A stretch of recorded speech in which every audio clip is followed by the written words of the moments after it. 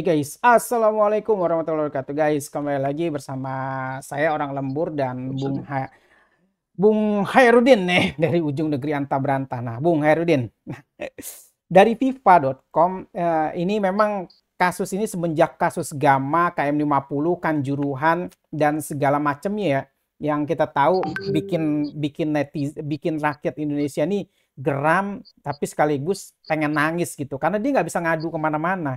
Nah, kali ini ada 31 polisi ya di Polda Metro Jaya dipecat gara-gara narkoba, selingkuh hingga kita nggak bisa sebutin ya karena di YouTube itu nggak bisa ucapkan kalimat ini. Nah, Bung Udin, sebentar saya coba bacain sebentar beritanya. Ada 31 anggota polisi di wilayah hukum Polda Metro Jaya disanksi pemberhentian tidak hormat atau PDDH. Mereka terlibat kasus narkoba hingga jumlah anggotanya nggak tanggung-tanggung 31 orang gitu ya. Nah, dia menjelaskan 5 dari 31 polisi itu adalah anggota Polda Metro Jaya. Sisanya adalah anggota tingkat Polres hingga Polsek di Jakarta. Nah, diupacarakan di masing-masing Polres untuk efek jerah anggota Polres ya. Jika dirinci, ada 8 anggota terlibat narkoba, 15 anggota disersi, 1 orang terlibat penggelapan atau penipuan, 4 orang terlibat persinggungan, 2 anggota terlibat nikah siri, dan 1 anggota terlibat Bung Bung Udin.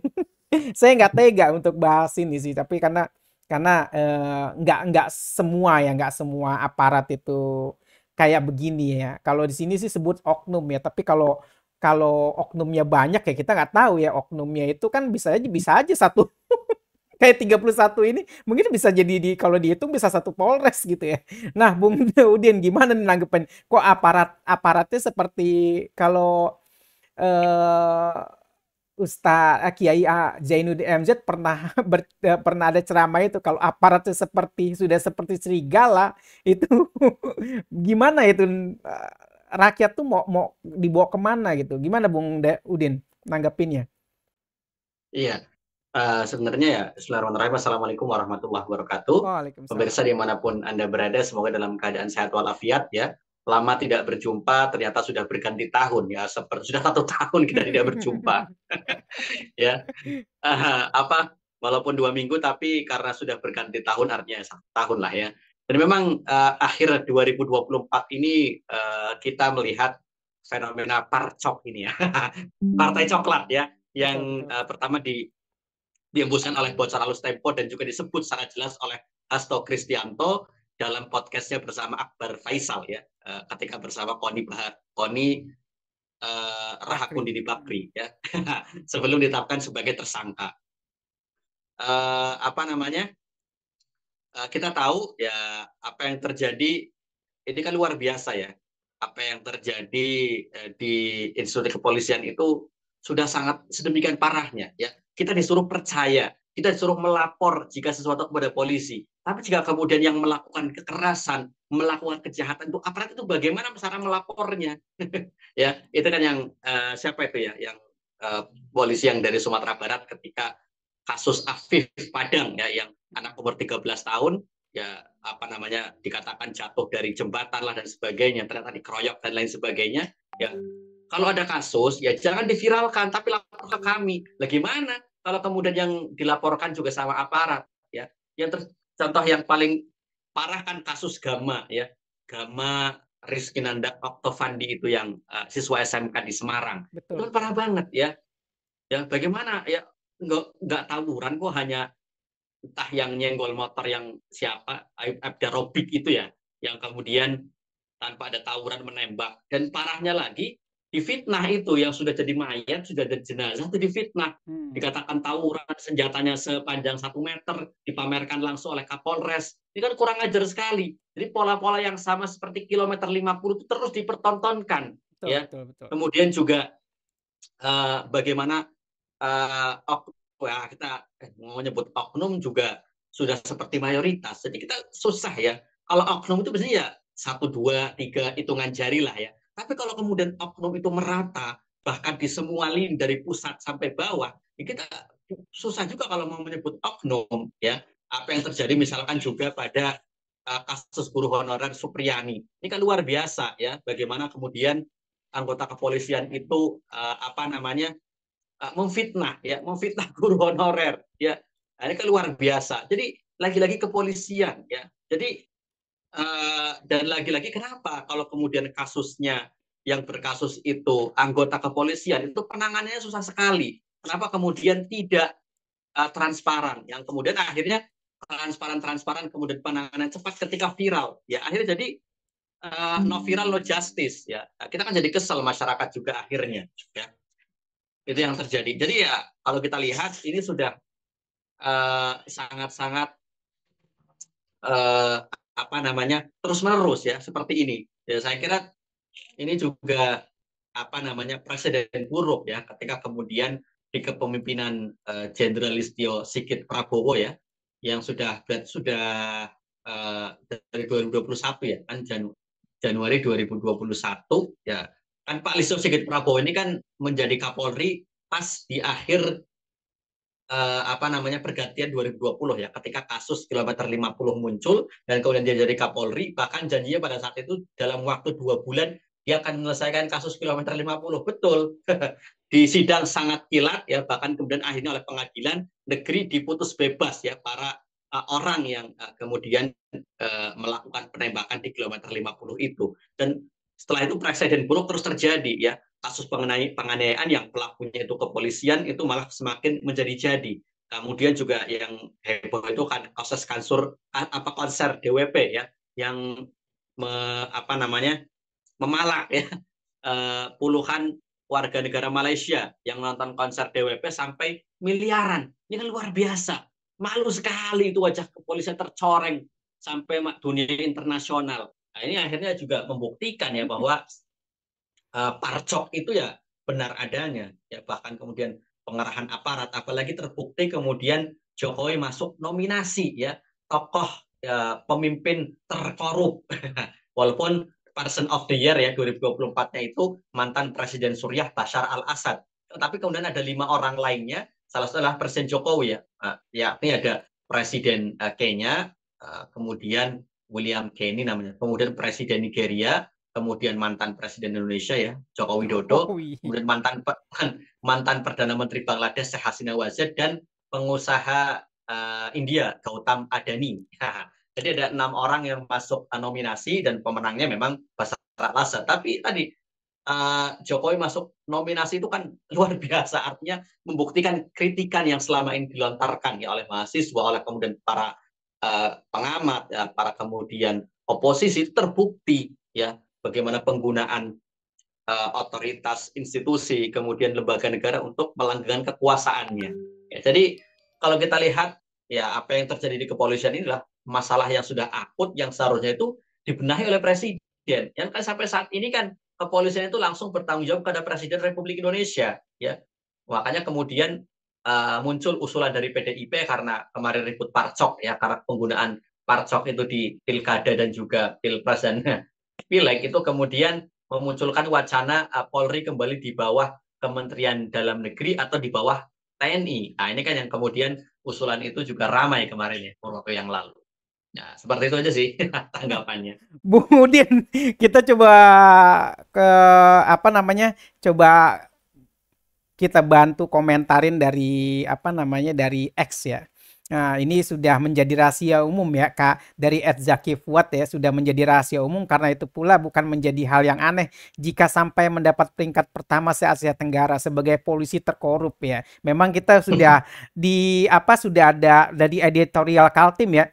Peringkat polisi paling korup di Asia Tenggara itu kita nomor 1 gitu loh. Nah, balikin modal lah kayak kata Zaki Fuad ini ya. Nah, terus lagi dari Satria ini polisi nggak mau kalau nggak viral dulu, nggak viral atau duit dulu nggak mau kerja ya. Sumpah beneran makin kesini jadi musuh masyarakat ya. Udah digaji aja nggak niat kerja. Nah, ini juga ada berita lagi, janda yang ditemukan tewas dibunuh duda disebut sempat lapor polisi namun ditolak. Terus ada meme juga tetap waspada dan saling jaga polisi bukan teman kita. Nah, Bung Herudin, ya semestinya kalau dalam sistem Islam itu gimana sih sebenarnya kalau aparat itu seharusnya ya biar dia menjadi benar itu seharusnya bagaimana Bung Udin? Jika benar-benar kalau kita rakyat itu sudah paham bahwa ini sistem Islam, itu polisi itu dia untuk tetap menjaga masyarakat, atau memang tetap bakal seperti ini, Bung Herudin? Ya, tidak lah ya. Kan dalam sistem Islam jelas ya, memang tugas dari asyurtah itu memang langsung berada di bawah Kementerian Dalam Negeri. Ya memang kalau dalam Islam itu asyurtah itu kepolisian itu di bawah Kementerian Dalam Negeri. Dia tugasnya menjaga keamanan masyarakat, ya, menjaga dari kriminalitas, ya, kemudian juga apa namanya menjaga tadi biar tidak terjadi keonaran di masyarakat. Nah, tugasnya seperti itu. Dan tadi jadi dia berbeda dengan tentara atau jais ya, berbeda dengan tentara yang memang tugasnya menjaga kedaulatan, menjaga kemudian berperang. Jadi kalau kepolisian itu dalam Islam itu memang dalam sistem pemerintahan Islam yaitu di bawah Kementerian Dalam Negeri, dan jelas apa rekrutmennya polisi itu benar menjaga orang-orang yang mengerti syariat Islam, karena dia menjaga menegakkan syariat Islam, karena nanti dia membantu pengadilan untuk kemudian menangkap orang-orang yang melakukan pelanggaran syariat Islam dan terjadi pembunuhan, pencurian, ataupun kemudian terjadi pelanggaran syariat. Para polisi ini yang membantu para qadhi untuk menegakkan hukum syariat Islam. Itulah yang dalam syariat Islam ya. Jadi syurtah itu memang seperti itu tugasnya, dan jelas syurtah itu dalam Islam itu ketika perekrutannya ya tidak perlu mengeluarkan biaya yang sangat besar. Ya, kita kan hari ini kadang apa namanya dikatakan untuk masuk kepolisian gratis ya, tapi faktanya sudah seperti menjadi rahasia umum ya, bahwa ada yang mengatakan sampai jual sawah, sampai ini dan itu dikatakan gratis, tapi fakta di lapangan kan ya kita sudah sering dengar lah ya. Jadi sudah menjadi rahasia umum ya, yang diiklankan sih gratis ya. Jadi kita juga kadang gimana ya untuk menjadi aparat ya, baik kepolisian maupun tentara, dikatakan gratis, tapi ya tapi kadang juga dikatakan sampai banyak lah ya teman kita atau saudara kita kemudian yang kemudian masuk kemudian dikatakan sampai menjual ini itu ya, kita jadi bingung juga yang benar yang mana ya. Tapi apapun itu yang jelas dalam Islam ya, orang-orang yang menjadi anggota kepolisian adalah orang-orang yang harus mengerti syariat Islam ya, karena tugas dia adalah menegakkan hukum ya, bagaimana kemudian membantu Polri untuk memberantas kejahatan ya, bagaimana nanti pasti ya ketika ada pencurian ya, bagaimana ketika pelaku tertangkap ya, sambil menunggu disidangkan pasti ditahan terlebih dahulu, ataupun tadi ketika terjadi pembunuhan bagaimana mengungkap siapa pelakunya, pasti membutuhkan kepolisian ya, sampai kemudian ada pembuktian di pengadilan ya, kemudian ditahannya si pelaku ini sampai kemudian terjadi benar-benar hakim itu memutuskan dengan fakta dan lain sebagainya, akan ditahan oleh pihak kepolisian ya, oleh asyurtah ini. Jadi tugas polisi dalam Islam itu memang hampir sama dengan sekarang, tapi yang jelas ini untuk menegakkan syariat Islam, dan yang pasti orang-orangnya di petugas kepolisian orang-orang yang baik ya, harus baik ya, tidak kemudian malah menjadi penjahat ya. Hari ini kan luar biasa ya, bagaimana kemudian memberantas kejahatan jika kemudian para aparat ini ya, yang kemudian oknum, yang tapi oknumnya ini banyak, itu malah menjadi bagian dari kejahatan, baik ingin bandar narkoba ya, baik ingin judi online, kemudian juga malah jadi pengedar narkoba, bahkan kami terlibat prostitusi juga. Jadi banyak sekali kejahatannya. Di samping juga mereka individu Indonesia melakukan kejahatan yang luar biasa ya, membunuh, kemudian juga selingkuh, dan kejahatan-kejahatan yang luar biasa yang sebenarnya dalam Islam itu hukumannya sangat berat. Ya misalkan jika terlibat dalam pembunuhan, jelas, apalagi jika dia langsung pelakunya, ya kan harus dihukum kisos. Ya, ataupun jika pihak keluarganya memaafkan, dia harus membayar diat ya, atau denda yang nilainya fantastis, tidak sedikit ya. Betul. Artinya apa namanya, jika kemudian ya sistemnya seperti ini ya, kita juga tidak bisa apa namanya berharap ya ada kemudian kebaikan ya di tubuh kepolisian Republik Indonesia. Tapi saya yakin apakah di kepolisian ada yang baik, ya pasti ada ya. Ya cuma tadi yang baik itu tertutup oleh banyaknya kejahatan. Jadi kejahatan yang apa seperti ya kan terorganisir ya. Bagaimana misalkan di kasus Sambo ya, kasus bagaimana backing judi online, bagaimana kasus tambang ilegal di Kalimantan Timur, kasus Ismail Bolong di Kalimantan Timur ya, Samarinda itu ya. Itu kan bagaimana kemudian dia membackingi penambangan ilegal itu sampai luar biasa, terorganisir. Artinya jika kejahatan sudah terorganisir, kemudian apa banyak, maka yang baik-baik itu tenggelam, seolah tidak ada. Padahal pasti ada, saya yakin. Ya, cuma kali tertutupi oleh banyaknya keburukan seperti itu. Oke, Bung Edin ya. Ini kalau udah memang nggak bisa atau nggak sanggup untuk mengamankan atau membantu masyarakat, toh lebih baik ya mungkin mundur aja gitu daripada merusak institusi gitu ya. Dimana rusak satu, rusak semua gitu dianggapnya. Nah, Bung Udin, saran eh, sebagai pemangku apa pemerhati politik ya, sebagai saran untuk biar institusi Polri ini baik, Bung Udin, gimana? Kira-kira adakah jalur yang lebih baik gitu agar mereka ini senantiasa bekerja untuk rakyat, bukan bekerja untuk yang dibayar gitu? Gimana, Bung Udin? Yang pertama memang jelas pembenahan adalah politik lalu dari Presiden Prabowo Subianto ya, bagaimana membenahi institusi kepolisian. Ya, bisa jadi mungkin diawali dari ini apa namanya eh, jabatan yang apa namanya eh, apa sih ya pola jabatan ya pimpinan Polri yang kemudian harus kemudian linear ya, jika tidak kemudian melompati beberapa angkatan. Ini kan sebenarnya apa namanya juga akhirnya terjadi gap juga ya antara senior dan junior. Jadi kami memang harus memperhatikan itu juga. Sepertinya kan tradisi itu kemudian terlewati di masa Joko Widodo ya, ketika kemudian setelah Badrudin Haiti ya, setelah gagal mengajukan Budi Gunawan yang saat itu kemudian dijadikan tersangka oleh KPK, namun kemudian menang dalam pra peradilan, kemudian Budi Gunawan ditarik ya dari kemudian sebagai calon Kapolri ditarik, dan kemudian Badrodin Haiti dari PLT Kapolri sampai kemudian jadi Kapolri, dan cuma 1 tahun kemudian digantikan diajukanlah Tito Karnavian. Dan Tito Karnavian kan satu melewati beberapa angkatan ya, termasuk Idam Aziz itu kan sebenarnya satu angkatan dengan Tito sih ya. Tapi tadi akhirnya melewati angkatan-angkatan yang kemudian juga tidak bagus untuk kemudian regenerasi ya. Itu juga perlu diperhatikan. Yang kedua juga tadi institusi kepolisian harusnya adil ya. Ketika kemudian ada anggotanya yang terlibat dalam kejahatan, ya tidak kemudian ditutup-tutupi. Ya seperti kasus Aibda Robik Zainuddin di Semarang itu kan luar biasa. Ya, jadi pihak Kapolres Semarang itu seperti ingin menutupi, ingin melindungi Betul. anggotanya ini, ya.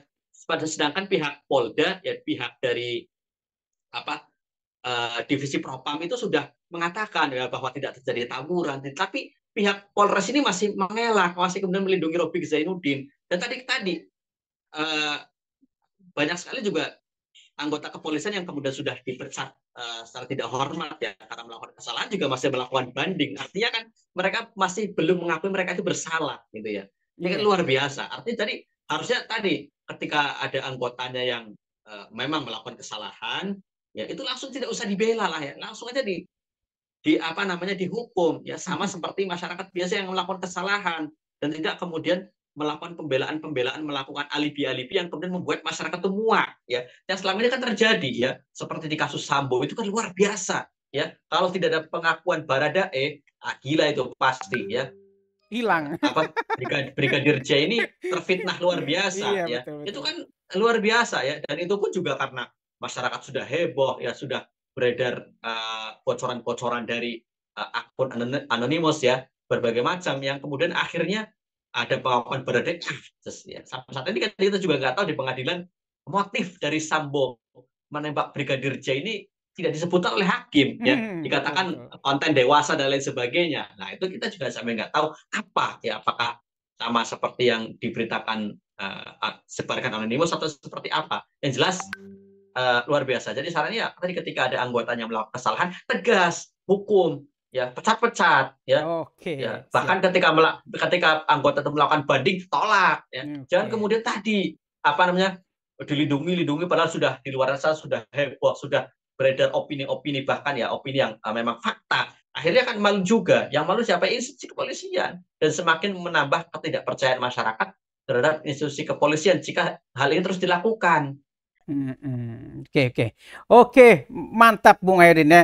Karena memang kalau satu institusi itu sudah rusak ya, kita mau berharap apa lagi gitu loh. Tapi kalau memang masih bisa dibenahi, maka tolong ya, kalau yang oknum-oknum itu ya disebut oknum, ya memang harus sudah bisa disingkirkan atau memang dipecat dengan tidak hormat, betul seperti yang dilakukan 31 polisi ini. Harusnya langsung segera dipecat ya.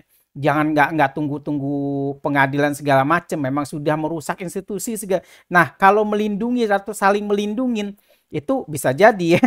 Kita nggak bisa juga tidak bisa juga menuduh segala macam, tapi netizen sudah bisa menduga bahwasannya wah ini sudah nggak bener lah gitu. Baik guys, sekian dari kita berdua dari Ujung Negeri Anta Beranta bersama saya Orang Lembur dan Bung Herudin. Sekian, wassalamualaikum warahmatullahi wabarakatuh.